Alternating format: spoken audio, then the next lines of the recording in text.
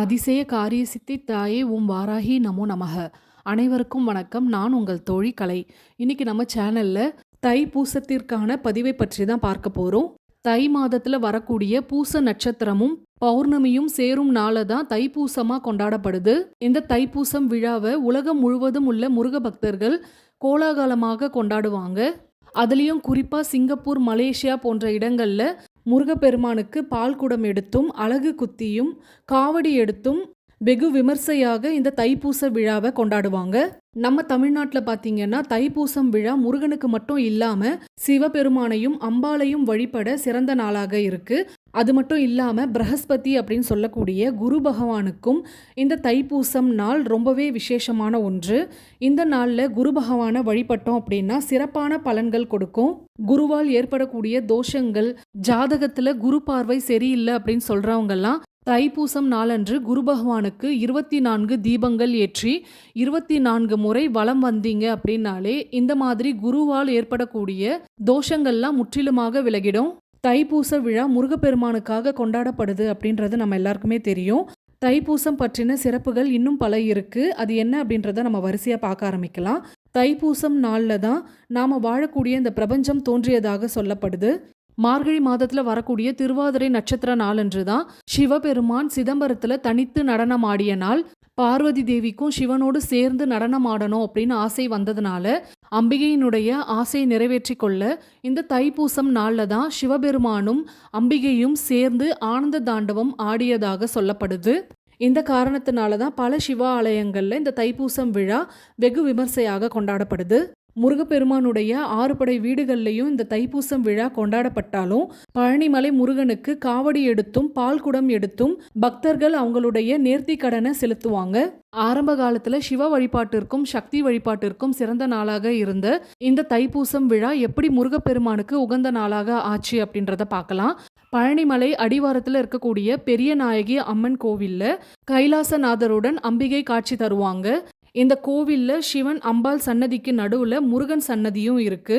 இந்த கோவிலுடைய பிரதான தெய்வம் பாத்தீங்கன்னா பெரிய நாயகி அம்மனும் சிவனும் தான். ஆனா கோவிலுடைய கொடிமரம் முருகன் சன்னதிக்கு எதிரில் இருக்கும். இந்த கோவில்ல முதல்ல முருகனை தரிசனம் செய்ததுக்கு அப்புறம் தான் சிவனையும் பெரிய நாயகி அம்மனையும் தரிசனம் செய்ய முடியும். தைப்பூசம் விழாவிற்கான கொடியை முருகன் சன்னதியில எதிரில் இருக்கக்கூடிய கொடிமரத்துல தான் ஏத்துவாங்க. நேர்த்திக்கடன் செலுத்த வரக்கூடிய பக்தர்கள் முதல்ல முருகனை தரிசனம் செய்துட்டு அதுக்கப்புறம் தான் சிவனையும் பெரிய நாயகி அம்மனையும் தரிசனம் செய்வாங்க. இந்த காரணத்தினால தான் தைப்பூசம் விழா முருகப்பெருமானுக்குரிய விழாவாக மாறி போனது. அது மட்டும் இல்லாம இந்த தைப்பூசம் நாளன்று தான் அசுரர்களை அழிக்க பராசக்தி முருகப்பெருமானுக்கு சக்தி வேலை கொடுத்த நாள். இதே தைப்பூசம் நாள்ல தான் சிவசக்தியினுடைய அம்சமாக முருகப்பெருமான் காட்சி தராரு. அதனால இந்த தைப்பூசம் வழிபாடு முருகனுடைய அருள் மட்டும் இல்லாம சிவனுடைய அருளையும் அம்பாளுடைய அருளையும் நமக்கு பெற்றுத்தரும். அடுத்ததான் நம்ம வீட்டிலேயே எப்படி எளிய முறையில் தைப்பூசம் விரதம் இருக்கணும் அப்படின்றத பார்க்கலாம். பூச நட்சத்திரம் தொடங்கக்கூடிய நேரம் பார்த்தீங்கன்னா வியாழக்கிழமை, அதாவது 25ஆம் தேதி காலை 9:14 இருந்து மறுநாள் வெள்ளிக்கிழமை காலை 11:04 வரை பூச நட்சத்திரம் இருக்கு.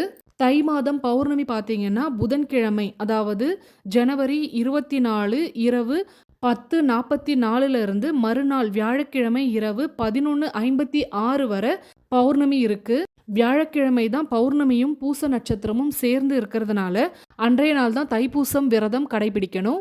அன்றைய நாள் வீடெல்லாம் நல்லா சுத்தம் செய்துட்டு பூஜை அறையையும் சுத்தம் செய்துட்டு ஷட்கோணம அரிசி மாவால வரைஞ்சிட்டு உள்ள சரவண பவ அப்படின்ற மந்திரத்தை எழுதி வைங்க. அன்றைய நாள் முருகப்பெருமானுக்கு 6 வெற்றிலை தீபம் ஏற்றுவது ரொம்பவே சிறப்பு. 6 வெற்றிலையும் தனித்தனியாக வைத்து 6 நெய் தீபம் ஏற்றலாம். அப்படி இல்லைனாலும் 6 வெற்றிலை வச்சுட்டு அதுக்கு மேலே ஒரே ஒரு அகல் விளக்கு வச்சு ஒரே ஒரு நெய் தீபமும் ஏற்றி வைக்கலாம். அந்த நெய் தீபத்தில் கொஞ்சமாக சுக்கு பொடி போட்டு முருகப்பெருமானுக்கு முன்னாடி ஏற்றி வைங்க. இந்த வெற்றிலை தீபத்தை மாலை 6 மணிக்கு ஏற்றுறது தான் ரொம்பவே விசேஷம். அன்றைய நாள் முருகப்பெருமானுக்கும் வேலுக்கும் உங்கள் விருப்பப்படி எத்தனை அபிஷேகங்கள் வேணாலும் செய்யலாம். அந்த அபிஷேகத்தில் கடைசியாக செய்யக்கூடிய அபிஷேகம் சர்க்கரை அபிஷேகம் செய்யுங்க. அபிஷேகம் செய்த அந்த சர்க்கரையை உங்கள் வீட்டில் இருக்கிறவங்களுக்கு சாப்பிட கொடுங்க. அதே மாதிரி வீட்டில் மயிலிறகு வச்சுருக்கீங்க அப்படின்னா முருகப்பெருமானுக்கும் வேலுக்கும் மயிலிறகால தடவி விடுங்க. மயிலிறகு இல்ல அப்படின்னு சொல்றவங்க வாங்கி வச்சு உபயோகப்படுத்துங்க. வீட்ல கண்டிப்பா மயிலிறகு இருக்கணும். அப்பதான் எந்த ஒரு துஷ்ட சக்தியும் வீட்டுக்குள்ள வராது. தைப்பூசம் நாள்ல தான் சக்தி வேலை முருகப்பெருமான் பெற்ற நாள் அப்படின்றதுனால, இந்த நாள்ல முருகப்பெருமான நம்ம வழிபாடு செய்தோம் அப்படின்னா, பில்லி, சூனியம், ஏவல் போன்ற பாதிப்புகள்ல இருந்து முழுமையாக விடுபடலாம். எதிரிகள் தொல்லை அறவே இருக்காது. முருகப்பெருமானுக்கு நெய்வேத்தியமாக சர்க்கரை பொங்கல் செய்து வைத்து வழிபடுங்க. தைப்பூசம் நாளன்று இப்போ ஸ்க்ரீனில் தெரியக்கூடிய இந்த மந்திரம் சொல்லி முருகப்பெருமான வழிபாடு செய்யுங்க. இந்த மந்திரங்களை ஒரு நோட்டில் எழுதி வச்சுக்கோங்க. தினமுமே இந்த மந்திரத்தை உச்சரிக்கிறதுனால முருகப்பெருமானுடைய அருள் கிடைப்பதோடு நமக்கு ஒரு பாதுகாப்பு கவசமாக இந்த மந்திரம் செயல்படும்.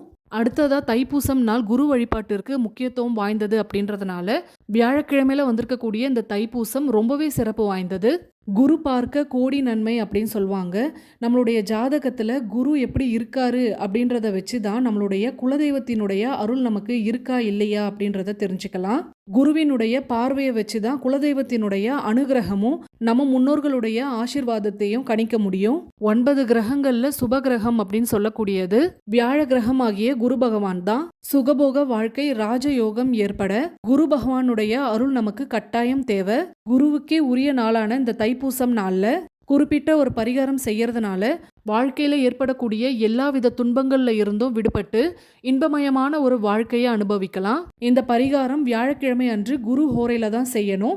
வியாழக்கிழமை தைப்பூசம் இருக்கிறதுனால அன்றைய நாள் இந்த பரிகாரத்தை தொடங்குங்க. தொடர்ந்து 9 வாரம் செய்யற மாதிரி இருக்கும். இந்த ஒரு பரிகாரம் போதும் உங்க மொத்த பிரச்சனைகளுக்கும் தீர்வுகள் கிடைச்சிடும். 9 வாரத்துக்கு சேர்த்து மொத்தம் 27 கொண்டை கடலை எடுத்துக்கோங்க. கருப்போ வெள்ளையோ எந்த கொண்டை கடலை வேணாலும் பயன்படுத்தலாம். 27 கடலையில இருந்து 3 கடலை எடுத்துக்கோங்க. முதல் வாரம் 3 கடலை எடுக்கணும். அடுத்தடுத்த வாரம் 3 கடலைகளா எடுத்துட்டு வரணும். கொஞ்சம் நீளமா இருக்கிற மாதிரி மஞ்சள் துணியை கட் பண்ணி எடுத்துக்கோங்க.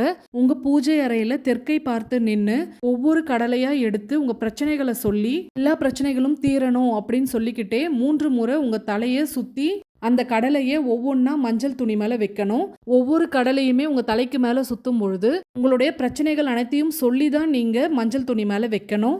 3 கடலையும் மஞ்சள் துணி மேலே வச்சதுக்கப்புறம் ஒரு மஞ்சள் நிற நூலை எடுத்து அந்த 3 கடலையும் சேர்த்தாப்புல கட்டிக்கணும். அந்த மஞ்சள் துணியை உங்கள் வலது கையில் வச்சுட்டு இப்போ ஸ்க்ரீனில் தெரியக்கூடிய இந்த மந்திரத்தை 27 முறை சொல்லணும். இந்த மஞ்சள் துணியை உங்கள் பூஜை அறையிலேயே வச்சுருங்க. இவ்வளவுதான் பரிகாரம் முடிஞ்சிடுச்சு. திரும்பவும் மறுவாரம் அதாவது வியாழக்கிழமை அதே போல் குரு ஹோரையில் திரும்பவும் 3 கடலையை எடுத்து உங்கள் தலையை சுற்றி அதே போல் உங்கள் பிரச்சனைகளை சொல்லி மஞ்சள் துணி மேலே வைக்கணும். அதையும் மஞ்சள் நூலால் மூட்டை கட்டி உங்கள் பூஜை அறையிலேயே வச்சிடணும். ஒவ்வொரு வாரமும் குரு பகவானுடைய மந்திரத்தை 27 முறை சொல்ல தவற விட்டுறாதீங்க. 9 வாரம் எந்த ஒரு தடங்களும் இல்லாமல் இந்த பரிகாரத்தை செஞ்சு முடிச்சதுக்கப்புறம் 10வது வாரம் வியாழக்கிழமை அன்று இந்த மொத்த மூட்டைகளையும் பிரிச்சிடணும். பிரிச்சுட்டு காலையிலே தண்ணீரில் ஊற வச்சிருங்க. மாலை 6 மணிக்கு இந்த தண்ணீரை இருத்து செடியில் ஊற்றிட்டு 27 கடலைகளையும் மஞ்சள் நூலில் கோர்த்து நவகிரகங்களோடு இருக்கக்கூடிய குரு பகவானுக்கும் இந்த கடலை மாலையை சாற்றி வழிபடலாம். அப்படி இல்லைனாலும் குரு தட்சிணாமூர்த்திக்கும் இந்த கடலை மாலை சாற்றி வழிபடுங்க. இந்த மாதிரி செய்யறதுனால குரு பகவானுடைய பார்வை உங்க மேல பட்டு எல்லா வித தோஷங்களும் நிவர்த்தி ஆகி நீங்க நினைத்த காரியங்கள் அனைத்துமே வெற்றி அடையும். இந்த வியாழக்கிழமை தான் செய்யணும் அப்படின்னு கிடையாது. அடுத்து வரக்கூடிய எந்த வியாழக்கிழமையில வேணாலும் நீங்க இந்த பரிகாரம் தொடங்கலாம். இந்த பரிகாரத்தை பெண்கள் செய்றீங்க அப்படின்னா மாதவிடாய் காலம் இருக்கக்கூடிய அந்த வாரத்தை தவிர்த்து அடுத்த வாரத்துல இருந்து நீங்க கணக்கு வச்சுக்கணும். யார் இந்த பரிகாரத்தை தொடங்குறீங்களோ அவங்க கையால தான் இந்த பரிகாரத்தையும் முடிக்கணும். ஒரு வாரம் கணவர் செய்யறது, ஒரு வாரம் மனைவி செய்யறது அந்த மாதிரி இருக்கக்கூடாது. கணவர் தொடங்கிட்டீங்க அப்படின்னா கணவர் தான் இந்த பரிகாரத்தை செய்து முடிக்கணும். மனைவி தொடங்கிட்டீங்க அப்படின்னா மனைவி தான் இந்த பரிகாரத்தை செய்து முடிக்கணும். யார் கையால செய்தாலும் இந்த பரிகாரத்துக்கு நல்ல ஒரு பலன் உண்டு. கண்டிப்பாக உங்கள் எல்லா பிரச்சனைகளுக்கும் தீர்வு கிடைக்கும் அப்படின்னு முழு நம்பிக்கையோடு இந்த பரிகாரத்தை செய்யுங்க. வெற்றி உங்களுக்கு தான். இன்றைக்கான பதிவு உங்களுக்கு பயனுள்ளதாக இருந்திருக்கும் அப்படின்னு நம்புகிறேன். பயனுள்ளதாக இருந்திருந்தால் ஒரு லைக் பண்ணிவிட்டு அப்படியே உங்கள் ஃப்ரெண்ட்ஸ் அண்ட் ஃபேமிலிக்கும் ஷேர் பண்ணிவிடுங்க. மறக்காமல் சப்ஸ்கிரைப் பண்ணிவிட்டு பக்கத்தில் இருக்க பெல் சிம்பிளை கிளிக் பண்ணிவிட்டு அதில் ஆல்னு கொடுங்க. மீண்டும் அடுத்த பதிவில் சந்திப்போம். அதுவரை நன்றி, வணக்கம்.